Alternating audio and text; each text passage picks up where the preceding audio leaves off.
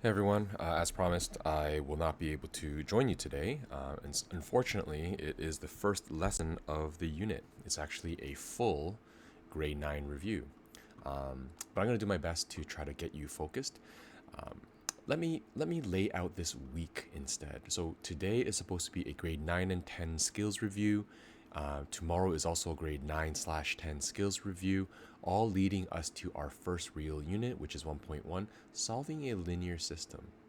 And so I want to tell you a little bit about what we need to know if we want to do this successfully and bring it back to today's review. So everyone should have gotten this big, thick package. It is 2 sections long, and I'm going to try to rip through it as fast as I can, giving you a very quick idea. And again, this is stuff you've seen before, so I'd like you to be reminded of how to do this stuff. Right? There's a whole bunch of questions or homework questions that you can do, not from the textbook, straight from this package. So your homework is do as much of this package. In fact, do all of this package. All right? All right.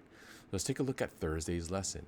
The Thursday's lesson, you are comparing two different things, and you will need these skills. Like, what is this?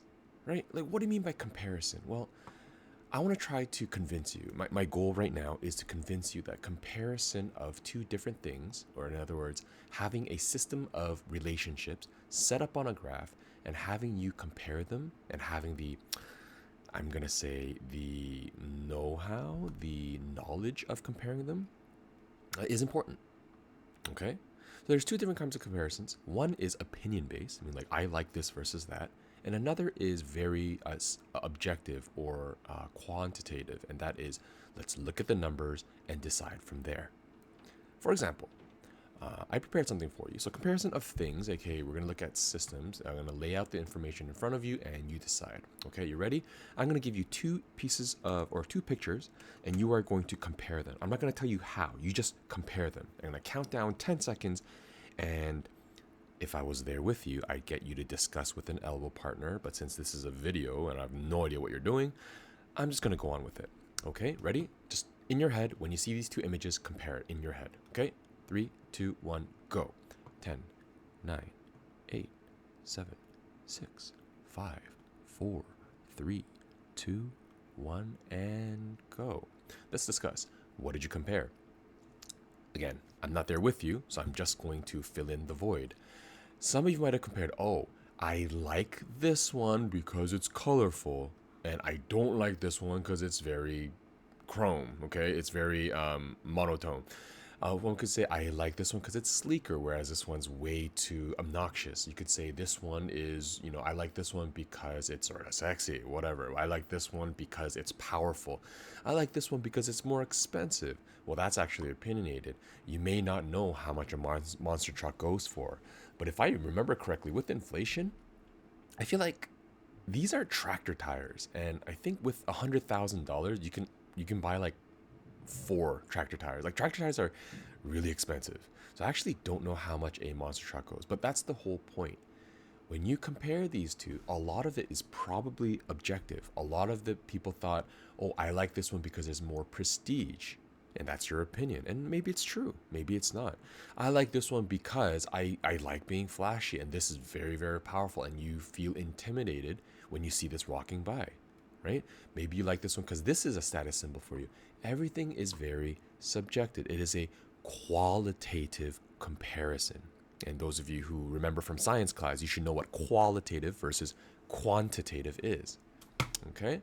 So again, comparison can be opinion based, but because this is math class, I want to get to a point where we lay out the facts and we remove as much of the subjectivity out of the way and talk about it in an objective way. Here's the second one. You ready? Go.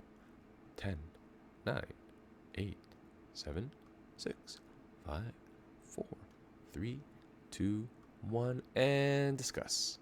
Okay, so this one's a little bit different. I try to take away the subjectivity in that they're both the same brand, they're both the same flavor. You don't really know the size. There is a bit of a distraction here saying, hey, this is family size. And of course, trying to make it more quantitative, I put in some numbers for you. This is $9 for 620. This is $4.50 for 235. Some of you are like, if I have the choice, chances are the more expensive one with the bigger bag is a better buy, so I'm going to go for that. Some of you might have thought, I know what this looks like. This is like the kind of size you get from Costco. That is way too big for me or my family. I'm going to get sick. This is perfect. This is actually perfect. I wouldn't want to buy this. I would buy the family size one for a family movie night. Okay?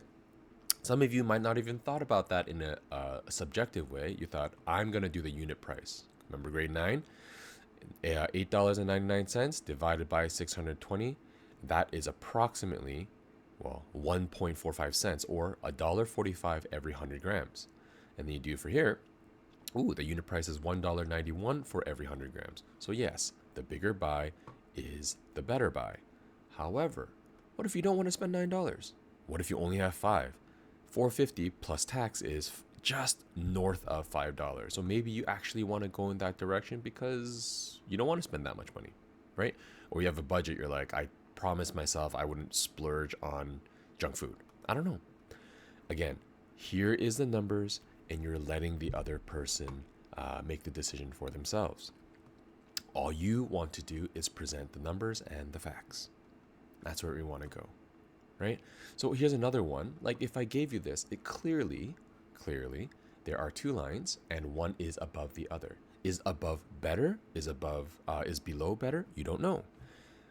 What we do know though is the y-axis is about percentages, and we have dates.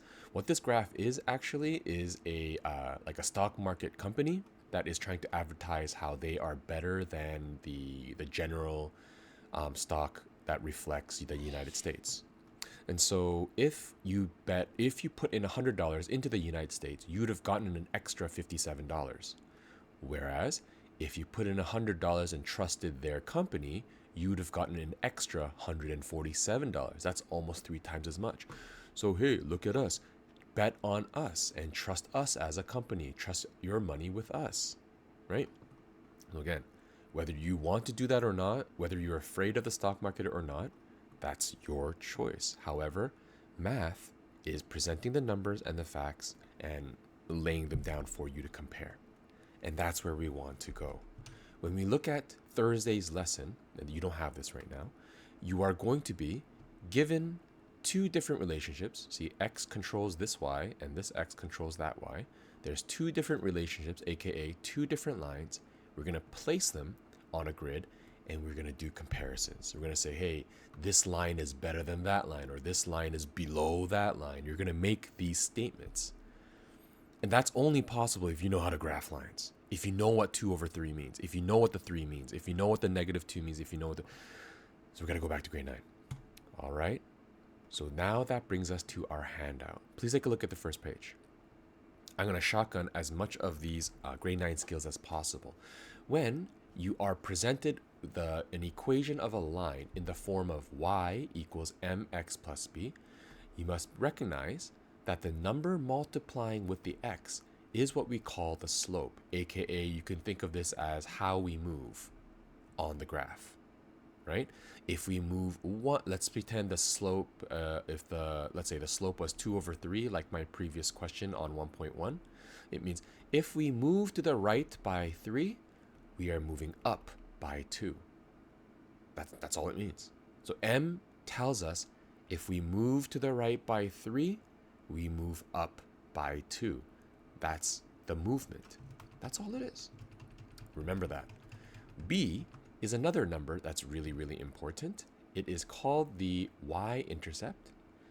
In grade 9, you might have called it the initial value because that's how we talked about it in word questions. But on a graph, it's called the y-intercept because it is where we cross the y-axis. So if the b, in this case, is 1, my line starts here and my slope moves from there. Okay. And that's it. Which means what? If I give you this, would you be able to identify it? I just told you the number in multiplying with the x and the number all alone represent 2 different things. Here, I see the 5 is multiplying the x. I know that's the slope. You could write that as 5, or you can say that's 5 over 1. The y-intercept, that is -7. That means this graph immediately I know 3, 4, 5, 6, 7. From negative 7, I'm moving 5 up, 1 right. 1, 2, 3, 4, 5, 1 right. 1, 2, 3, 4, 5, 1 right. That's my line. So these two numbers are quite powerful in telling me what the line looks like. Same with these, same idea. My slope is 3 over 4. My y-intercept is 2. Right? And here, my slope is negative 1 over 3. My y-intercept is negative 3. And that's it. Skill number 1, done. Disclaimer, y-intercept means because I am crossing the y-intercept in that manner, my x value will always be a 0. If I say a y-intercept is negative 7, that means the point 0, negative 7 is on the graph. Here, the point 0, 2 is on the graph, and here the point 0, negative 3 is on the graph. Okay? If I'm going too fast or you want to repeat this, know that the video is going to be available on Brightspace, so feel free to revisit and rewatch. Let's move on. Skill number 2. It's basically the reverse. If I tell you what the slope is and the y-intercept is, can you construct the equation of a line? Remember, by default, the y is controlled by some starting value, and then we move by a value m as I increase or decrease in x. So that is movement m times x plus b. So that would be y is going to be 3 times x plus 6. Y is going to be half x minus 5. And y is going to be negative 3 over 5 x minus 1 over 4. Do not be intimidated by the kind of numbers you see. It is always going to be mx plus b. Until we get tomorrow, when I don't give it to you in mx plus b, and we'll figure out another grade 9 skill to rearrange it. Okay? That's skill number 2. I hope that's straightforward enough and that things are slowly coming back. Given a graph, can you do the same thing? From the graph, can you identify the y-intercept? I hope you can. Immediately, I see this is where the y-intercept is crossing. So the y-intercept, b value, is equal to 3. What is the slope? I could calculate it, but that is actually a skill that I want to talk about tomorrow. Okay, I'm pretty sure you know how to calculate the slope if I give you 2 points, but I'm going to leave it until tomorrow. For now, let's use the graph to count. You ready? When I move 1, 2, 3, 4, 5, 6, 7, 8 to the right, I am moving 1, 2, 3, 4 down. So that's minus 4. So once again, remember, m is my rise, or how high or low I go, over my run, which means if I move to the right by 8, I went down by 4, my slope is, simplified, negative 1 over 2. So my final equation would be y equals negative 1 over 2x plus 3. That's it. Look at the y-intercept.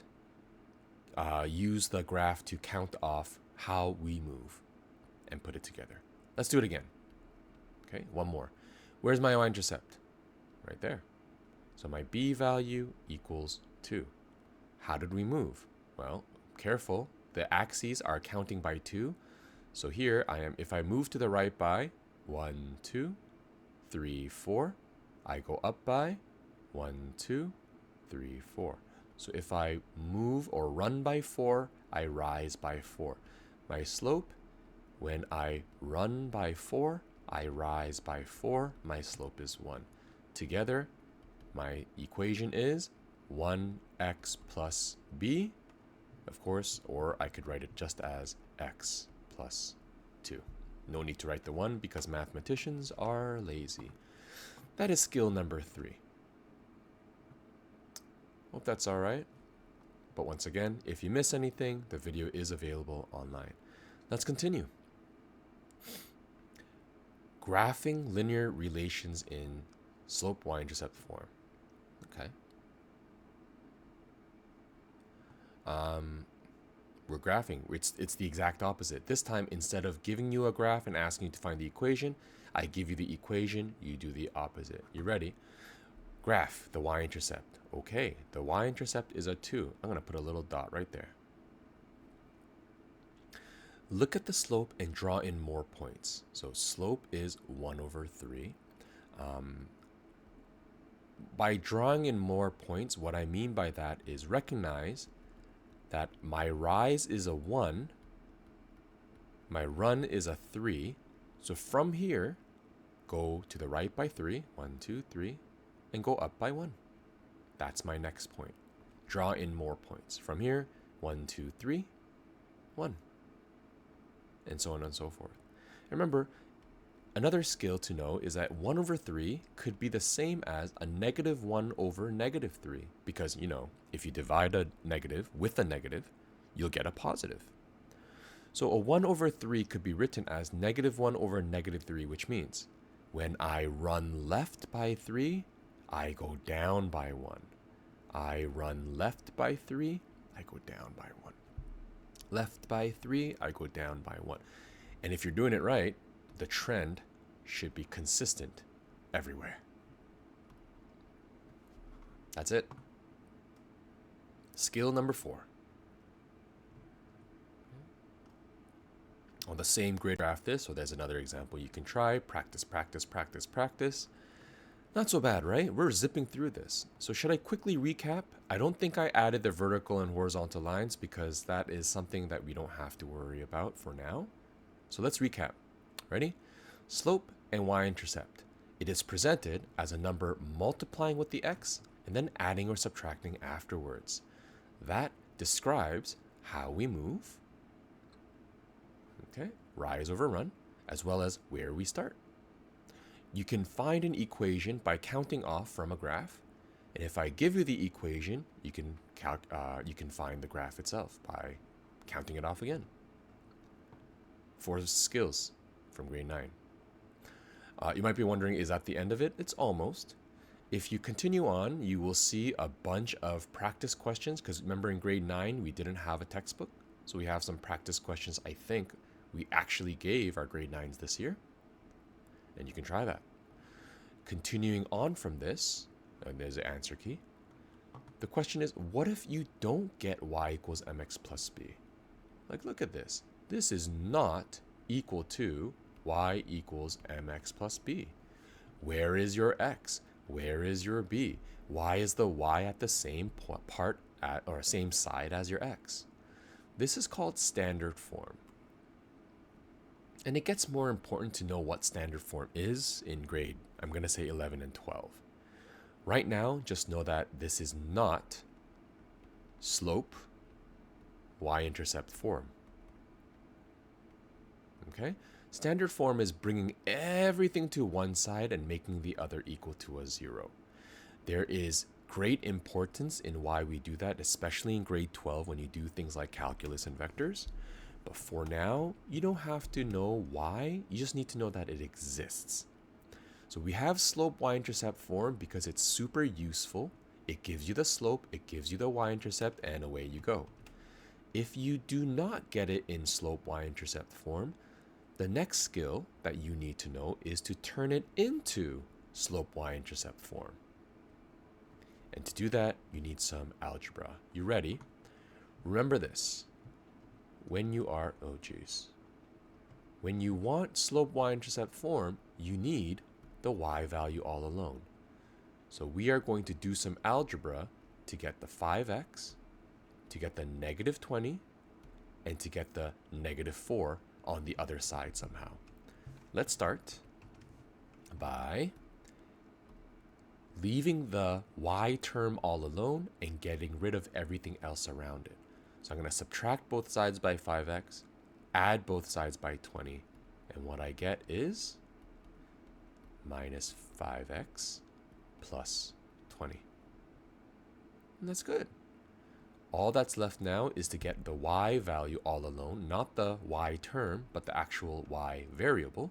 by dividing both sides by -4, leaving me with a positive 5 over 4x minus a 5. Look, doesn't that look awfully familiar? All we have to do is algebra.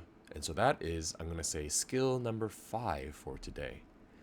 If you rearrange it and turn it into slope y-intercept using algebra, you can immediately identify how we move and where we begin. That's it. I'll do this one really quickly again. Leave that term all alone. I want everything else on the other side. That would be minus 5x plus 1. Divide both sides by -2 gives me positive 5 over 2x minus 1 over 2. Done. The slope is 5 over 2. The y-intercept is -1 over 2. Okay, that's another skill. This one's a little shorter. An example 2, once again, create an equation of a line which is parallel to the... So here's a bit of a word question. It starts to dabble into things that are parallel and perpendicular. I actually wanted to save that for next class. There is a full-out lesson on it, so hold off on that for just a second. The skill, keep moving. Graphing linear relations in standard form. There's a couple of ways you can do this, but again, if you want to stick to one way, you can turn that into slope y-intercept form and graph it that way. Another skill you might have learned in grade 9 is finding both the x and the y intercepts. It's really easy. What if x equals a 0, well, my point will be on this line. If y equals a 0, in other words, my height equals a 0. Oh my gosh, what's wrong with this? Sorry, everyone. If my y value equals a 0, then my point will be somewhere here. Check it out. If x equals a 0, what does that mean? That will be 2 times 0 plus y minus 6 equals 0. And y equals 6. So, if x equals a 0, my y equals 6. What if y equals 0? If y equals a 0, 2x plus 0 minus 6 equals a 0.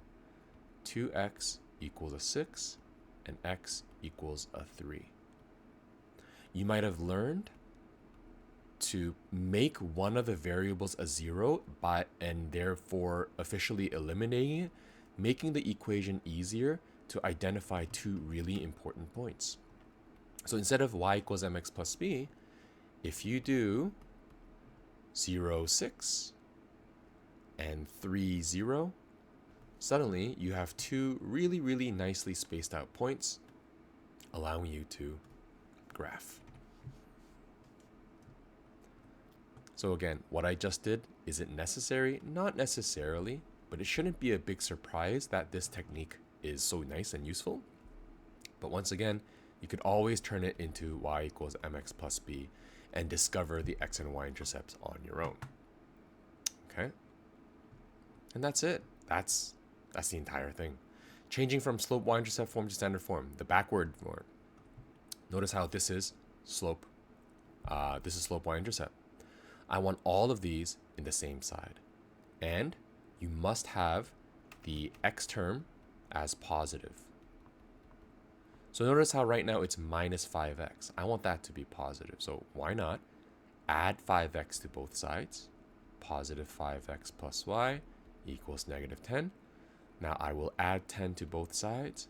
5x plus y plus 10 equals 0. And you're done. Okay. And that's pretty much it. Except I will show you one more thing. Same thing here. This time I actually like the positive, so I'm going to leave it as is. I'm going to bring the y to the other side by subtracting both sides by y. And this is supposed to be the end. However, by convention, we don't want fractions if possible. So how do I get rid of a division of 4? I'm going to multiply it by 4. But I can't just multiply this. All of this is multiplied by 4, and all of that is multiplied by 4. 0 times 4 is 0. 1 over 4 times 4 is 1. Negative 1 times 4 is negative 4y. And 4 times 4 is 16. My standard form is this. Okay, so first thing, the x term, make sure it's positive. Second, make sure there's no fractions. And there you have it. That's the final skill.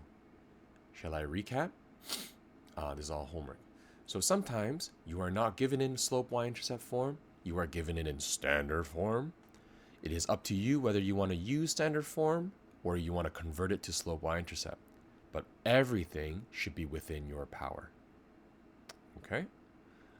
So practice. I guess I skipped the example and went straight to the practice. If you have this, if you want to turn it into slope y-intercept, bring everything to the other side and isolate for y, and you will get mx plus b. If you want to graph it, you could graph it as is by finding very, very, very important points, x and y intercepts, or you can convert it into your slope y-intercept and use the 2 pieces of information for that. Okay, that was a big shotgun lesson, but again, I'm not going to assign anything from the textbook. Instead, all of these independent practice questions you see in the back of each review, I'd like you to do them. If it's too hard, do every other, or if it's too much, do every other.